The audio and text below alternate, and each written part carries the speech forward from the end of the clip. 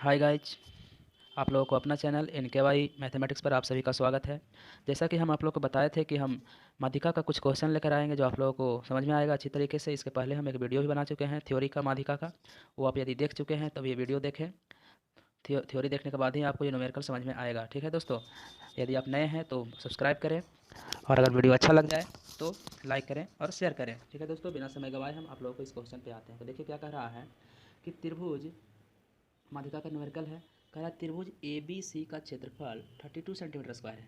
तो पढ़ लिए 32 सेंटीमीटर स्क्वायर। तो सबसे पहले मेरा काम क्या होगा कि एक त्रिभुज बना लेंगे। बना लिए, कह रहा नाम दे दिया है ए बी और सी। ठीक है, इसका एरिया 32 है। 32 हम लिख दिए, 32 सेंटीमीटर स्क्वायर है। बी सी पर कोई बिंदु डी है। चलिए बी सी ए है तो बी सी पे कोई बिंदु डी है, डी दे दिए। जो मध्य में स्थित है, मध्य में होगा तो पता है आपको कि दोनों आपस में इक्वल होगा। यदि मध्य में है तो एक से अगर डी को हम मिला देते हैं तो एडी माध्यिका भी कहलाएगा। और ये भी आपको पता है कि तो माध्यिका जो होती है इसे त्रिभुज के दो बराबर एरिया में डिवाइड करती है। देखिए आपको निकालना क्या है कि त्रिभुज ए बी डी का क्षेत्रफल क्या होगा। त्रिभुज ए बी डी मतलब आधा का एरिया, तो टोटल 32 है, वह 32 है, तो आधा क्या हो जाएगा, 2 से डिवाइड कर दीजिए, मतलब 16 सेंटीमीटर का स्क्वायर हो जाएगा। तो त्रिभुज ए बी डी का एरिया 16 सेंटीमीटर स्क्वायर। ठीक है, नेक्स्ट क्वेश्चन देखिए।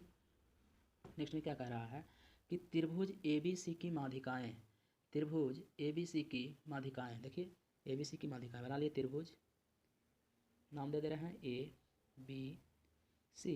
माध्यिका क्या है, ए डी बी ई और सी एफ है। चलिए ए से ए डी माध्यिका है, बी से बी ई और सी से सी एफ माध्यिका है। ठीक है, तो ए बी सी का एरिया 16 है, मतलब 60 है, 60 है। तो बी डी जी का एरिया क्या होता है, जी क्या है, जी भी दिया हुआ होगा। तो जी है जो गुरुत्व केंद्र है, मतलब ये जी जो है वो गुरुत्व केंद्र है। तो बी डी जी का एरिया, बी डी जी का एरिया क्या होता है, आपको पता होगा कि किसी भी त्रिभुज के तीनों माध्यिका त्रिभुज के 6 बराबर एरिया में डिवाइड करता है। 2 3 4 5 6 एरिया में, तो टोटल 6 एरिया, तो 6 बराबर 60 दिया हुआ है। तो आपको एक निकालना है, तो 6 में से डिवाइड कर दिए, कितना हो गया, 10 हो गया। कहने का मतलब कि त्रिभुज बी डी जी का एरिया कितना हो गया, 10 सेंटीमीटर। मतलब मेन थ्योरी आपको क्या हो गया कि किसी भी त्रिभुज के तीनों माध्यिका त्रिभुज के 6 बराबर एरिया में डिवाइड करता है। तो 6 बराबर एरिया में डिवाइड करता है, एक साइड आपको निकालना है, तो एक एरिया हम बता दिए आप लोग को।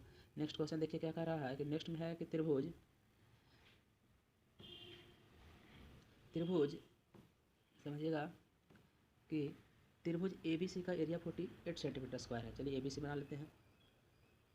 ए बी सी का एरिया कितना है, 48 है। ठीक है, तो पूछ रहा है गुरुत्व केंद्र जी है। चलिए गुरुत्व केंद्र जी है तो आपको पता होगा, जैसा ही गुरुत्व समझ गए तो समझ आ रहा होगा, कुछ याद आया होगा। क्या याद आया, देखिए आगे। तो ए जी बी का एरिया क्या होगा, त्रिभुज ए जी बी। देखिए आपको पता होगा कि यदि गुरुत्व केंद्र से शीर्ष को मिला दिया जाए, ये हम मिला दिया अपना मन से, तो गुरुत्व केंद्र को यदि शीर्ष से मिला दे तो त्रिभुज कितना एरिया में, 3 एरिया में डिवाइड हो जाता है। तो 3 एरिया में 48 पूरा, तो एक साइड मतलब एक का निकालना है, तो इसमें कितना से डिवाइड हो जाएगा, 3 से। कर सकते हैं कितना, 16 सेंटीमीटर स्क्वायर। तो त्रिभुज ए जी बी का एरिया कितना हो जाएगा, 16 सेंटीमीटर स्क्वायर। ठीक है, नेक्स्ट समझिए। नेक्स्ट में क्या कह रहा है कि त्रिभुज ए बी सी में, त्रिभुज ए बी सी में, चलिए लिख लेते हैं, नाम दे दे रहे हैं ए बी सी में।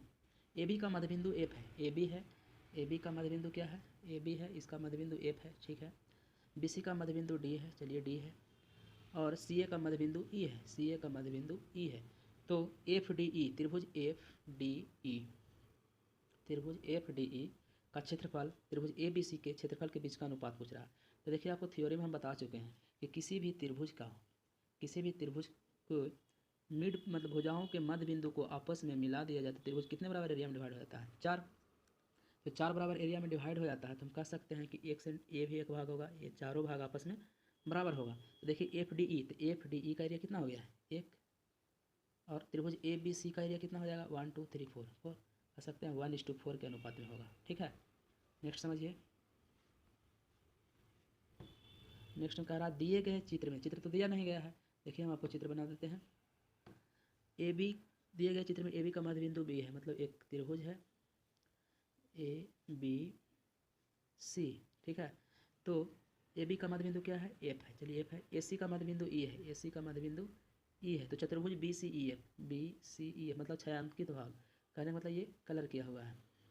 तो चतुर्भुज बी सी ई एफ का क्षेत्रफल मूल त्रिभुज का कितना परसेंट है, मूल त्रिभुज का कितना परसेंट है। देखिए समझिएगा, तो यहाँ अपना मान समझ लीजिए कि मिड पॉइंट दिया हुआ है ई और एफ, तो अपना मान से बीसी का मिड पॉइंट समझ लिया जाए कि क्या है, तो जी है। ठीक है, तो यदि मिड पॉइंट है तो आपको पता होगा किसी भी त्रिभुज को तीनों मिड पॉइंट मतलब भुजाओं को मध्य बिंदु को आपस में मिला दिया जाए तो कितने भागों में बढ़ जाता है, तो 4 भागों में बढ़ जाता है।